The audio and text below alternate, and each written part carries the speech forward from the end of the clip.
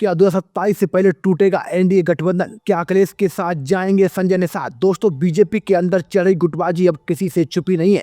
जो लड़ाई पहले सिर्फ बंद कमरों तक सीमित थी, अब वो खुलकर सामने आने लगी है। लेकिन अब कहानी यही नहीं रुकती। बीजेपी की अंदरूनी खींचतान का असर अब सीधे तौर पर एनडीए पर पड़ता दिख रहा है।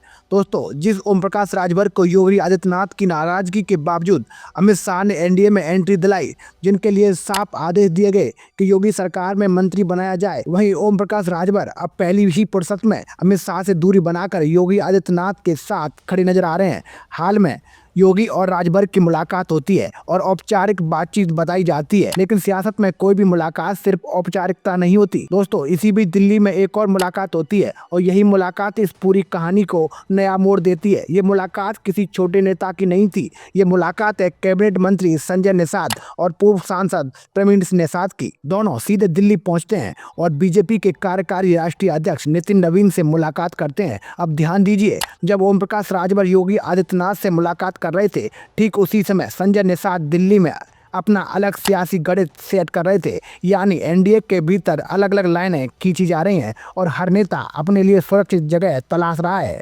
अगर बात सिर्फ मुलाकात तक रहती तो शायद चर्चा इतनी बड़ी नहीं होती, लेकिन कहानी तब गर्म हो जाती है जब संजय निषाद का बयान सामने आता है। संजय निषाद कहते हैं कि बीजेपी सौभाग्यशाली है कि निषाद पार्टी उसके साथ है। इतना ही नहीं, वो ये भी कहते हैं कि राम मंदिर इसलिए बन पाया क्योंकि निषाद पार्टी बीजेपी के साथ थी। मतलब साफ है, क्रेडिट सिर्फ बीजेपी को नहीं मिल सकता, इस लड़ाई में हिस्सेदारी सबकी है। ये बयान सीधे तौर पर बीजेपी के भीतर चल रही गुटबाजी को हवा देता है और योगी आदित्यनाथ को ये बात पसंद आए ऐसा मुश्किल ही लगता है, क्योंकि योगी का पूरा राजनीतिक नैरेटिव मजबूत नेतृत्व और एक चेहरे की राजनीति पर टिका है। लेकिन संजय निषाद पहले भी ऐसे बयान दे चुके हैं। उन्होंने पहले कहा था, अगर निषाद समाज को नजरअंदाज किया गया तो श्राप लगेगा। यानी साफ है, संजय निषाद दबाव की राजनीति जानते हैं और वक्त आने पर उसका इस्तेमाल भी करते हैं। अब अगर बीजेपी के भीतर की तस्वीर देखें तो वहां भी अब कुछ सामान्य नहीं है। ब्राह्मण विधायकों की बैठक, नेतृत्व को लेकर फुसफुसाहट, पंकज चौधरी के बयान और डिप्टी सीएम ब्रजेश पाठक की कुर्सी पर चर्चाएं,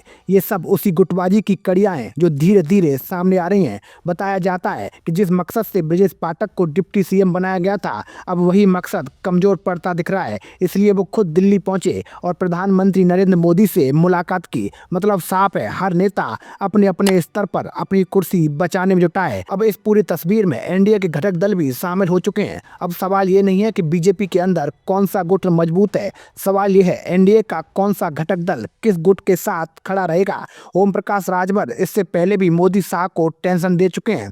बिहार विधानसभा चुनाव में सीट न मिलने पर उन्होंने अपने प्रत्याशी उतार दिए थे। अब वही रणनीति यूपी में भी दोहराई जा सकती है। संजय निषाद की हालिया मुलाकात और उनका बयान इसी तरफ साफ इशारा कर रहा है। अब नजरें इस पर भी हैं कि अनुप्रिया पटेल और जयंत चौधरी आने वाले दिनों में क्या रुख अपनाते हैं, क्योंकि 2026 शुरू हो चुका है और पंचायत चुनाव अब ज्यादा दूर नहीं है। पंचायत चुनाव हमेशा से बड़े चुनाव का सेमीफाइनल रहे हैं और इसी से तय होता है कि कौन सा गुट जमीन पर कितना मजबूत है। इसलिए एनडीए के भीतर सियासी हलचल तेज है और हर दिन नई कहानी सामने आ रही है। सवाल सिर्फ एक है, क्या आने वाले दिनों में एनडीए के भीतर कोई बड़ा राजनीतिक धमाका होगा या फिर से गुटबाजी किसी समझौते में बदल जाएगी। इन सभी सवालों के जवाब वक्त देगा, लेकिन इतना तय है, उत्तर प्रदेश की राजनीति अब शांत रहने वाली नहीं है। अगर आपको हमारी जानकारी अच्छी लगी हो तो कमेंट बॉक्स में जरूर बताएं। जय हिंद, जय भारत।